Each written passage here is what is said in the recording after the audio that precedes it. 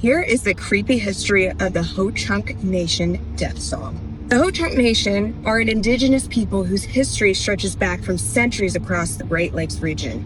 Their traditions included powerful ceremonial songs tied to war, spirituality, and death. Among many native nations, there were what outsiders later called death songs. Songs sung when a warrior believed death was unavoidable and wanted to face it with courage. And one of the creepiest stories connected to Ho-Chunk comes from Wisconsin folklore and later newspaper accounts. According to the story, several young hunters disappeared after entering a remote cave. A search party followed their tracks into a ravine and found the cave entrance. Some of the men entered first, then silence. The warriors waiting outside suddenly heard singing echoing from deep underground. Now, it's not normal singing.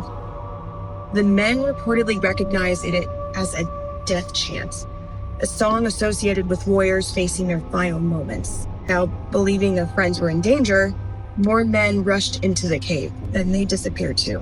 The chanting continued from somewhere in the darkness, and by the next day, a much larger group returned to search the cave. But what happens next changes depending on who tells the story. Some versions claim that human remains were eventually discovered deep inside, and then others say the true fate of the missing people was never fully explained.